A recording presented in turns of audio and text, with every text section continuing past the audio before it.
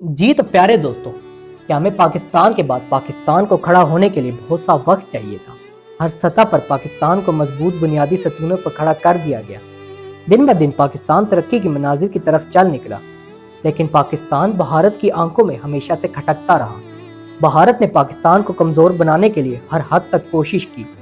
शुरू ही से इसने पाकिस्तान की कामयाबी में रोड़े अटकाना शुरू कर दिए। कभी असासों की तकसीम पर झगड़ा किया, कभी दरियाओं का पानी रोक दिया गया, तो कभी कश्मीर की वजह तनासुब बना लिया जाता। 1965 में रियासत कश्मीर में भारत ने सदारती राय नाफिज कर दिया, जिसका साफ मतलब था कि कश्मीर भारत का हिस्सा है। कश्मीरी अवाम ने इस तसल्लुत पर भरपूर मजम्मत की, तो पाकिस्तान और भारत के दरमियान मजीद हालात कशीदा हो गए। 5 अगस्त 1965 से दोनों ममालिक में मामूली झड़पें और फायरिंग होती रहती थी। हालात रोज बरोज खराब होते गए। बिल आखिर 6 सितंबर 1965 को सुबह 3 बजे हमारे मक्कार और अय्यार बुज़दिल दुश्मन भारत ने जंग ऐलान किया। बगैर रात की तारीकी में पाकिस्तान पर हमला कर दिया। जिन इलाकों पर इन्होंने हमला किया, इनमें Lahore sector, run of Kutch, Sialkot और कश्मीर वगैरह के महाज शामिल थे। इस वक्त पाकिस्तान की सदारत जनरल अयूब खान के पास थी।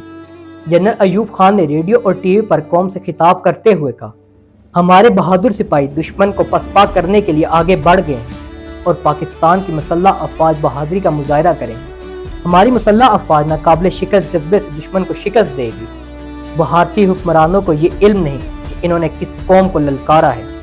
पाकिस्तानी फौज ने बड़ी जवान मर्दी और हिम्मत के साथ अपने से कई गुना ज्यादा तादाद में दुश्मन का मुकाबला किया। लाखों और हजारों का भला क्या मुकाबला, 200 त्यारे कहा, 120 हवाई त्यारे कहा, 908 टैंकों का मुकाबला 548 टैंकों से, 755 तोपखाने और जवाब में 552 तोपखाने। लेकिन वो कहते हैं ना, इरादे जिनके पुख्ता हो, नजर जिनकी खुदा पर हो, तलातम खेज मौजों से वो घबराया नहीं करते।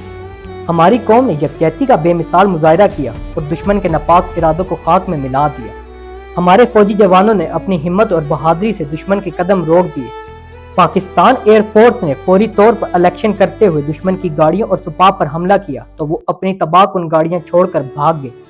लाहौर के मोर्चे पर भी बरकी के मकाम पर नहर पार करने की कोशिश की, तो मेजर अजीज भट्टी सीसा पलाई दीवार बन गए। मेजर अजीज भट्टी शहीद और इनके साथियों ने इन्हें बारूद के शोलों में घेर लिया। मेजर अजीज बगैर दम लिए लड़ते रहे और टैंक का गोला लगने से शहीद हो गए। दिल से निकलेगी ना मर कर भी वतन की उल्फत, मेरी मट्टी से भी खुशबुए वफा आएगी। चोंडा के मकाम पर टैंकों की बहुत बड़ी जंग लड़ी गई। हमारे नौजवानों ने अपने जिस्मों पर बम बांधकर दुश्मन के टैंकों का रास्ता रोका।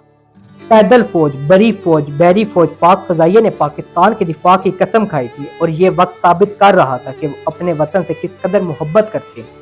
हमारी फजाइया फौज ने भी अपनी सलाहियतों से बढ़कर दुश्मन का मुकाबला किया।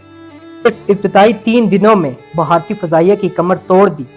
फिजाई जंग में स्क्वाड्रन लीडर MM आलम का नाम हमेशा के लिए तारीख में रकम हो गया, जिसने सिर्फ 1 मिनट में भारतीय फजाइया के 6 त्यारे फिजा में तबाह किए और कुल भारत के 9 त्यारे मार गिराए। हमारे फौजी जवानों ने जंगी तारीख के यादगार कारनामे सर अंजाम देते हुए जामी शहादत नोश किया, जबकि अवाम का जज्बा भी देखने के काबिल था।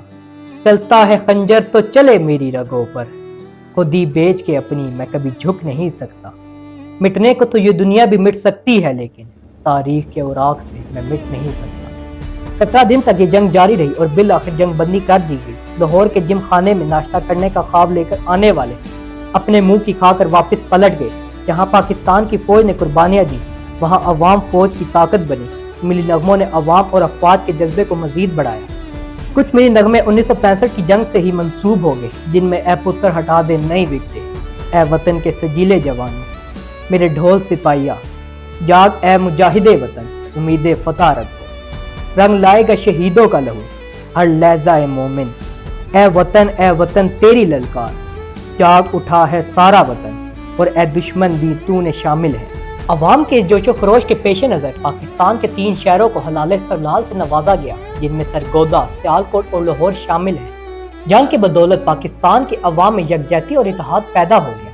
पूरी कौम ने अपने ज़ाती खिलाफात को बुलाकर मुत्तहिद होकर पूरे नज़्म ज़ब्त के साथ दुश्मन का मुकाबला किया।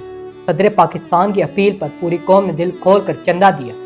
नौजवानों ने हस्पताल जाकर अपने जख्मी भाइयों को खून दिया। इस जंग में पाकिस्तान का दिफा मजबूत हुआ। हर साल 6 सितंबर को यौम दिफा की तकरीबात जोशो खरोश से मनाई जाती है। تاکہ دشمن کو اس بات کا یقین دلایا جا سکے کہ پاکستان کی عوام اب بھی اپنے ملک کی خاطر خون کا آخری قطرہ تک بہا سکتی ہے، تاکہ دشمن ملک کو یہ یاد دہانی کروائی جا سکے کہ 6 ستمبر 1965 کی صبح بھارت نے پاکستان پر حملہ کیا تو ہماری فوج نے جس طرح وطن کا دفاع کیا، اس کی مثال کہیں بھی نہیں ملتی۔ ہر شخص اپنے انداز سے وطن عزیز کی خاطر قربانی دینے کے لیے تیار تھا۔ 1965 کی پاکستان بھارت جنگ میں عوام کے جذبوں اور دعاؤں کی بدولت فتح پاکستان کا مقدر بنی۔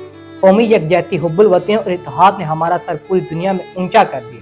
ملک اور قوم کی حفاظت کرنے والے بہادر جوانوں کو سلام، جنہوں نے اپنی زندگی کی پرواہ نہ کی اور شہادت کے ان کے مرتبے پر فائز ہو گئے۔ میں جھکا نہیں، میں بکا نہیں، کہیں چھپ چھپا کے کھڑا نہیں، جو ڈٹے ہوئے ہیں محاذ پر، مجھے ان صفوں میں تلاش کر۔ میری اللہ سے دعا ہے کہ اسلام کے اس قلعے کو، دین کی اس طاقت کو، اسلامی جمہوریہ پاکستان کو رہتی دنیا تک قائم رکھے۔ اللہ پاک ہمارے وطن کو دشمنوں کے شر سے محفوظ رکھے۔ آمین ثم آمین یا رب العالمین۔